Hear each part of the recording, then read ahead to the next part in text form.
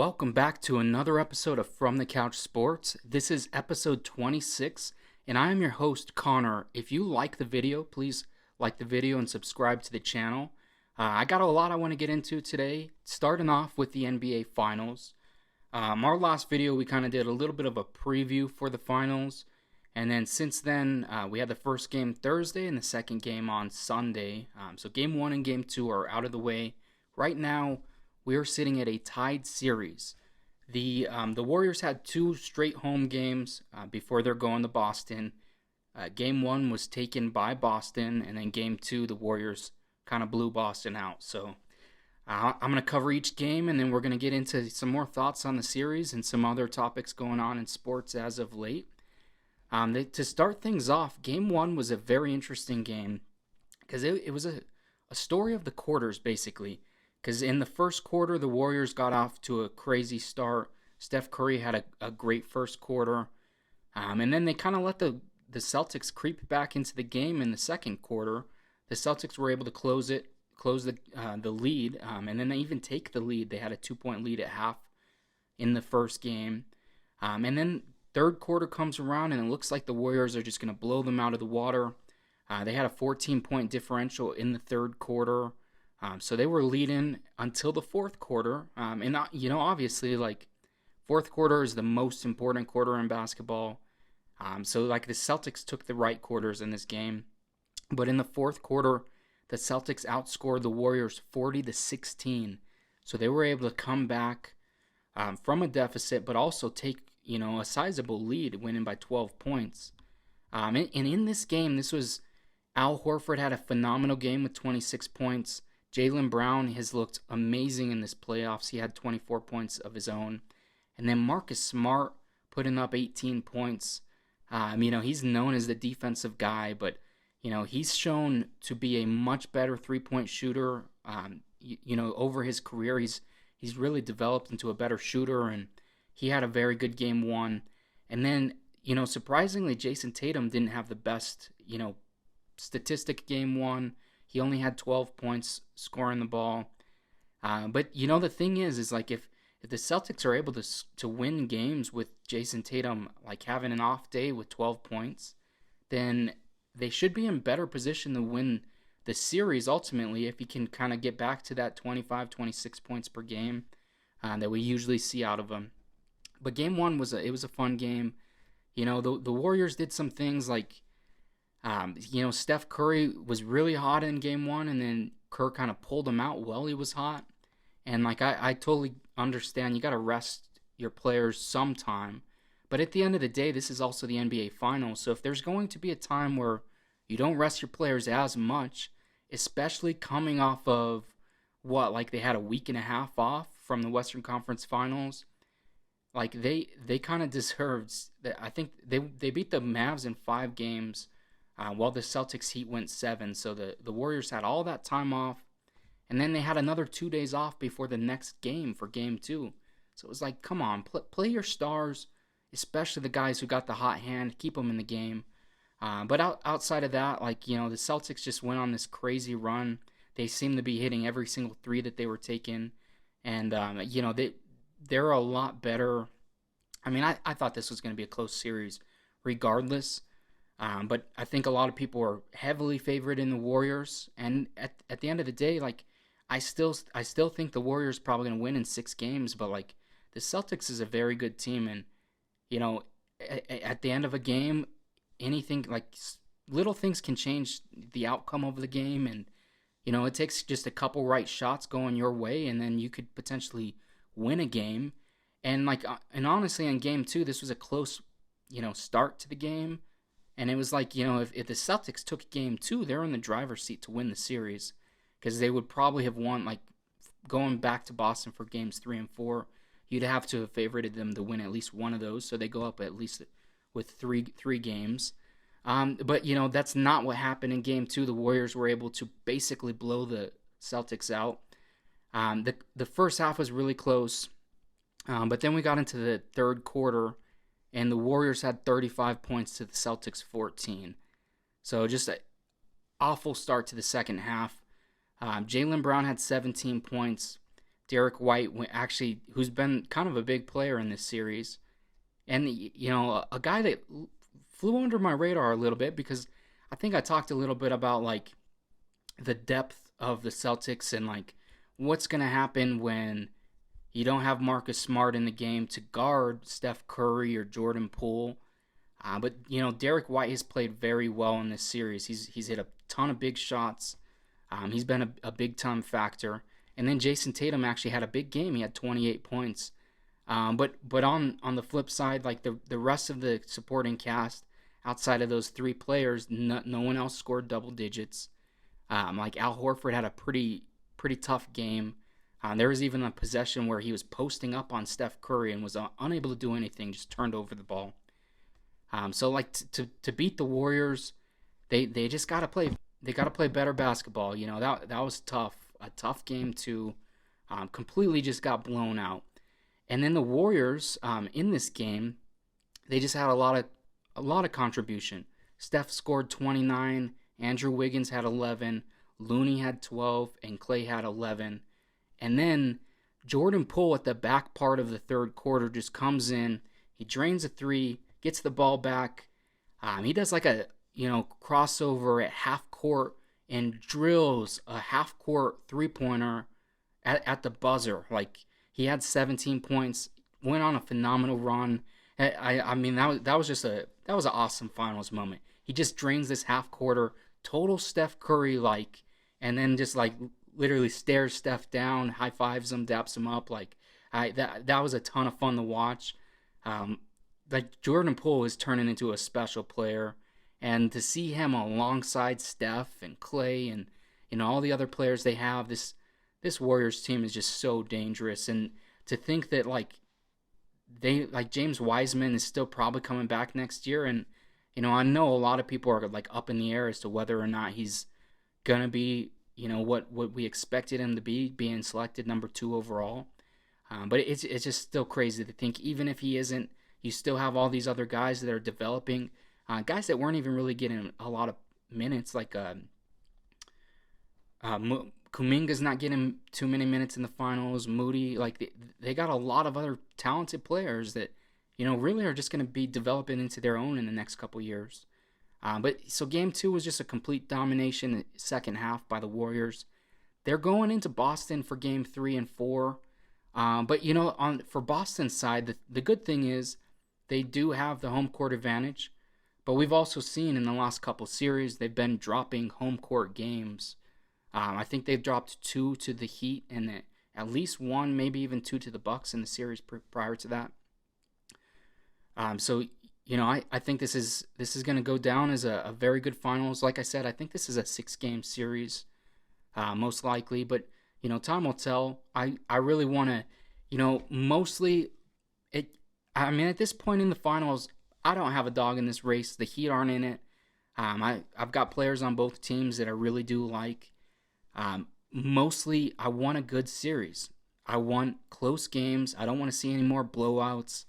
This whole playoffs has just been blowout after blowout, and it's like that is not fun to watch. Like, I mean, even game 2, like it was almost a 30-point game in the third quarter, and it's just like, dude, there's no point in even watching this game. Like, or no, in the fourth, I think kind of getting into the fourth, it was close to a 30-point game. It's like this isn't even worth watching anymore. Like, let's get some close games. Ultimately, it doesn't really matter who wins to me, but I think I just want a good series. I want to see great moments, and both games had given us some of those. Like I said, the Jordan Poole moment was a fun moment to see, but it happening in a blowout was just like, come on, the Celtics got to respond to that. So I'm hoping they come back in game 3 and have a good performance. And then I want to touch on a couple other things in sports. The Devin Haney George Kambosos fight just happened this weekend as well. Going into this fight, Devin Haney had a lot going against him. He is flying across the world to Australia. His coach, his father, was not able to be there until last minute. They flew him in the day before the fight. So he's going into Australia where George is from, and like they're in one of the biggest stadiums out there. They were in the Marvel Stadium, holds I think 50,000 people or so. They were saying was around the attendance numbers. So he's going to fight the guy who has all of the belts for the most part. I think Haney had one belt, and then Kambosos had like three or four. So he's going like into enemy territory to fight someone that's got the whole crowd behind him, and so this was just a crazy moment for Devin Haney to come out and unify the belts, to become undisputed. He's only 23 years old, I believe. Like, just super impressive to be this young and doing what he's doing. And there's been some kind of hate thrown around towards some of these guys. Like, so first of all, like, the whole Devin Haney as a boring fighter is absolutely absurd. Like, Devin Haney in this fight hardly got touched and completely dominated and just outboxed George. He just came in there and he led with his jab, and his jab was just peppering him over and over throughout all 12 rounds. Some people didn't even think that George won a single round. I think you could probably make the argument like he won 2, maybe 3 rounds at the most. But like this was just a dominating performance by Devin Haney. He's a fun fighter. Like, I don't care what anybody says. The sport of boxing is not 100% all about KOs. Like, Floyd Mayweather, one of the biggest names in boxing history, spent like half of his career not knocking people out. Like, there was like probably, I think, a 5-6 year stretch in his professional fighting career where he didn't get a finish. And it's like, so how is Floyd Money Mayweather, but people think he's boring too? Like, I don't get it. Like, they call boxing the sweet science because it's a fun sport. Like, what Devin Haney did, and like he even touched on this in the post-fight interview, is like he basically said, I neutralized George Kambosos' strengths. He was going to come in, try to land those big shots, and I neutralized them with the jab.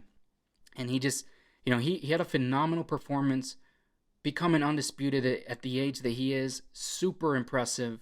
And like, there was a couple other like interesting takes to this fight. Like, the respect that the guys had in the post-fight interview, I thought was really fun to see. A lot of times, like, a fighter loses their belts and they just immediately walk out. They're headed back to the locker room, head down. And George, being the guy that just won the belts in his literally last fight, he had a little bit different perspective. He even commented on this. He won the belts in a fight against Teofimo Lopez, and in a fight, like, most people thought George won that fight, unless you're a huge Teofimo Lopez homer. And George, super excited, biggest moment of his life in Madison Square Garden. And then Teofimo takes the mic and says that he got robbed. And it was just like, come on, dude. Like, you can't leave it up to the judges if and then be upset at the outcome.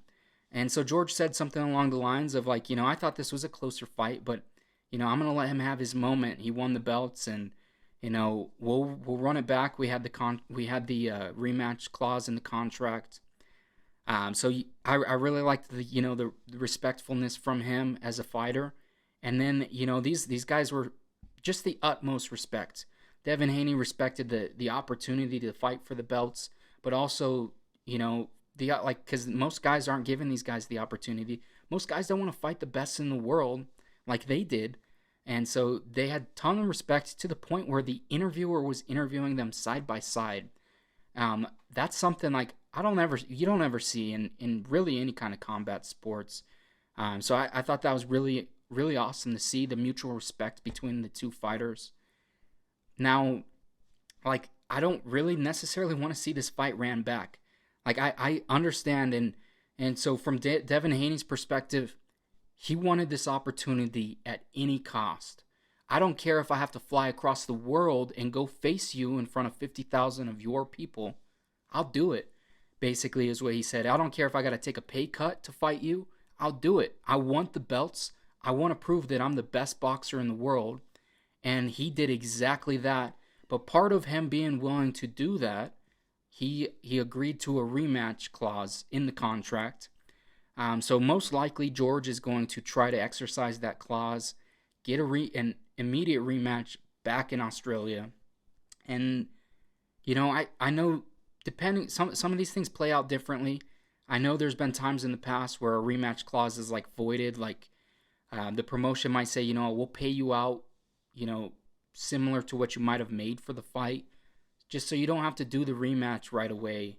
We'll let him go and fight someone else, because there's a ton of big fights for Devin Haney, and him fighting Tank Davis I think is a huge fight. We just talked about Tank Davis last week, and Tank Davis is a totally different kind of fighter, but he's got crazy knockout power in his hands. He's knocked out all but 2 of his opponents. And seeing him versus Devin Haney, I think, would be a crazy fight. Devin Haney's just such a great boxer, man. I think that would be a fun fight to see. And then you get like Ryan Garcia chiming in. These guys calling Devin Haney a boring boxer when they themselves have had decision victories and lackluster performances, and I wouldn't even call it lackluster. I think Devin Haney had a great performance. But everybody's entitled to their own opinion, and I understand, like, as a combat sports viewer, a lot of people want to see knockouts, so I get that perspective, but it's also like, this is boxing. It's similar in MMA. You get like guys like Izzy Adesanya, where he's winning a lot of fights by decision, but he's just kind of dominating the fights, and it might not be for everybody to watch a boxer like that. That might not be why he's universally the favorite boxer from everyone, but in my opinion, it was fun to watch, and I'm really looking forward to his career going forward. This is a guy who's so young, like he can really make a mark in this sport, and we've got a few guys like this. We talked about Shakur Stevenson a little bit as well. He's at a similar age, and we've got these guys that can just really make an imprint in the sport of boxing in the next 10 years. And the sky's the limit for them. I really love to see the competition. This isn't, I'm scared to lose my O. And like literally neither of them were. They're, I want to fight the best guys in the world and prove that I'm that dude because I've been working my whole life for it.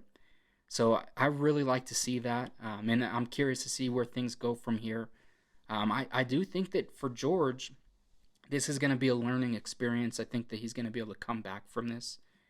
Will he be able to beat Devin Haney? Should they do the immediate rematch? I don't know about that. But I do think that George is a very talented boxer, and I think he could be in this position again here in the future. So I want to see that. And then, so moving on from that, I do want to talk about the UFC card we just had this weekend as well. So finally, the UFC was back. Yeah, I think they only took 1 week off, but it's just like 1 week with no UFC. Like I said in the last video, we waited till like 10:30, 11 o'clock for the Tank Davis fight. So it was just like to me, I'm still like, I'm still growing as a boxing fan. I don't necessarily get excited for the whole undercard of a boxing event, where like a UFC card, I'll watch every single fight from the prelims to the main event. But it's just they're different sports, and then it's just differently constructed. And I've been watching UFC heavily for so many years now that it's like I know who a lot of the prelim fighter guys are. Where on the boxing events, I typically don't know who those guys are, even on the undercard of the main event. But to headline this card, we had Alexander Volkov versus Jairzinho Rozenstruik. And a lot of people thought this was going to be a boring heavyweight fight. And I get why that was a thought. I even thought it was possible to happen, because there's been a lot of main event heavyweight fights that just do not produce at the level that people want them to. And Jairzinho Rozenstruik has been a part of some of them. But this one was a totally different outcome. This is like a first round finish. Volkov was able to put him away. But like they started out things immediately kicking. They were kicking each other's legs, body kicks. They both have very good kickboxing skill set. Rozenstruik was able to land a big, I think it was a right hand. it looks like he hurt Volkov. I think he hurt Volkov a little bit, but I think he thought he hurt him more than he did, and he kind of rushed Volkov, threw a bunch of bombs, and then he was kind of leaning up against the fence, and then Volkov just responded with a straight right, and it just wobbled him badly, and then he followed it up. I think it was a left hook, and when he landed that, Rozenstruik's mouthpiece just went flying across the octagon. He's like hunched over, and Volkov is just unloading shots on him, trying to throw uppercuts. Doesn't have his mouthpiece in, and Herb Dean jumps in, stops the fight right there. And some people are saying that this was a questionable decision, and I get there's always going to be different opinions on something like this, but I thought this was a reasonable decision because Rozenstruik was TKO'd on his feet basically. He didn't fully go down, and he even said afterwards, like, let him go out on his shield, get knocked out fully. But it's also like, dude, we gotta somewhat care about these guys' health. I realize that they're fighting in a cage to knock each other out, but if you've got a guy whose mouthpiece is across the octagon, there's not a chance that there's going to be a break in the action where you can pop that thing back in his mouth to protect his jaw and his teeth and everything. And he's just getting shots flying at him. He's covering up. He's not doing anything offensively at all. It's like, come on. Like, you're going to either stop the fight then and there, like Herb Dean did, save him the damage, or most likely if he had let that fight keep going, Volkov is going to land another straight, an uppercut, something that will completely not put his lights out, and then he'll be unconscious for a couple minutes. And so it's like, protect your health. Obviously, if you're the fighter who's on the other end of that, if you're Rozenstruik, then I get it. Like, you want to go out on your shield. You want to fully lose, before they stop the fight. But there's different ways to look at it. I thought it was a reasonable stoppage, but I understand the other argument to it. But it was a good main event. Like, I think it lived way over the expectations because a lot of people thought this was going to be a boring fight. And then the co-main event, this was I might completely butcher this guy's name. It's Movsar Evloev. He's a problem at 145. That's all there is to it. Whether I pronounce that right or not. He went in there against Dan Ige, who is a legit 145 pounder. He's a veteran of the game. He's been right at the top. Has had some big knockouts as well. And Evloev came in there and just dominated, really, like the whole 3 rounds. He landed this like flying knee that looks like it was gonna put Ige out, but Dan Ige's got a chin. Like, he was still in there weathering the storm, still firing back. He wasn't doing more than Evloev. So I mean, that was just kind of the story of it. Evloev was kind of beating him on the feet, and then whenever he took it to the ground, he was dominating there with his wrestling as well. I know some people are saying they want to see some more finishes out of him. Obviously, finishes are fun to see, and I think it's going to come with time. The guy's 16-0 now. I'm really curious to see where this puts him. I know some people have mentioned some other fights that he should take. I think a matchup with like a Bryce Mitchell, I think that would be fun to see. But I'm really, really curious to see where he goes from here. And then the fight before that was a guy making his UFC debut, I believe, Lucas Almeida. He's at 145. He was fighting Michael Trezano. And this was it was a crazy fight. Tons of blood in this fight. I think it was a headbutt in the second round that caused a lot of the blood. But Almeida was able to come in there in the third round pretty quickly in the third round and get a finish, dropping his opponent. And then the fight before that at 125, Ode Osborne, he had a crazy finish as well. He was like kind of moving backwards, and he swung with like a right hook and just dropped his opponent, finished him with ground and pound. That was a good fight.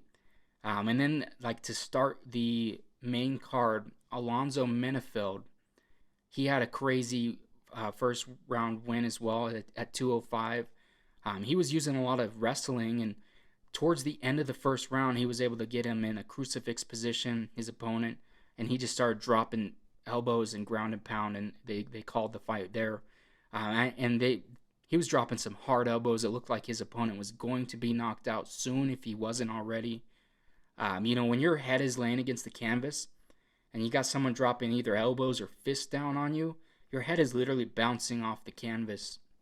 Your brain's bouncing back and forth in your skull, and so a lot of guys can get KO'd by that. So crazy win for Alonzo. I like to see that. And then moving past the UFC, I want to talk about a brief thing in the NFL. You got to give Aaron Donald his shine. This guy just signed an amazing contract, well-deserved, $95 million total contract. I think it's $65 million over the next 2 seasons. The contract is fully guaranteed. It comes in about 31.7 million per year, which that makes him the highest paid non-quarterback in NFL history. And I mean, not only that, but even if you are including quarterbacks, he's paid more than the majority of them. So awesome to see. In my opinion, Aaron Donald is the best defensive player of our generation. He might even be the best player in the NFL as a whole right now. He's completely just changed the defensive tackle position. The way he plays, at his size, he's an undersized D tackle, but he's such a great athlete. He works so hard. You hear stories about his work ethic even in the film room and everything, and he's just it really is well deserved. This isn't even just my opinion. Aaron Donald is a first ballot Hall of Famer, but not only that, Aaron Donald is the Deion Sanders, the Lawrence Taylor, Reggie White, Ed Reed, Ray Lewis. Those guys, when you think about the best players to ever play the game of football, the Mean Joe Greens, Aaron Donald is there. He's in that conversation with the best defensive players of all time.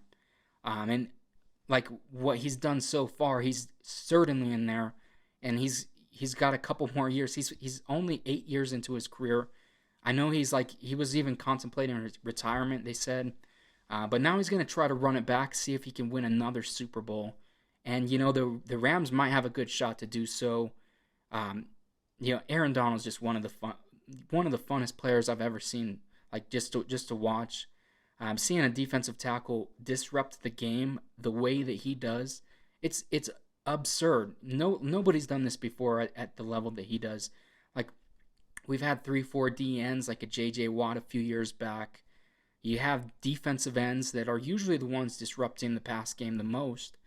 But Aaron Donald is just the dominant defensive tackle, and he does it all. I know sometimes he plays more of the 3-4 D end as well, but he's an interior defensive lineman, and he's one of the best players in NFL history, without a doubt. So that was fun to see that he got paid. Great to see these guys get fully guaranteed contracts.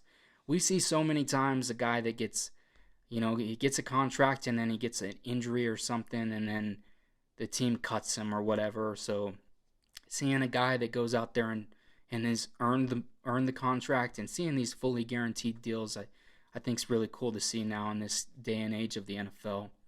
But that pretty much wraps up the episode. I don't have too much else to cover. Let me know what you thought. Let me know what you thought about the fights this weekend. Do you agree with my take on Devin Haney that he's a phenomenal boxer? It was a great moment for the sport of boxing. Him going into his basically enemy territory and winning the way he did. What do you guys think about the NBA Finals? Give me some feedback. If you enjoy the content, if you like sports, it's From the Couch Sports. I'm just a fan. I sit and watch sports. I'm not claiming to be any kind of expert as far as I'm not a former athlete or anything. But if you're just a fan just like me and you enjoy the content, please like the video and subscribe to the channel. And as always, thanks for tuning in.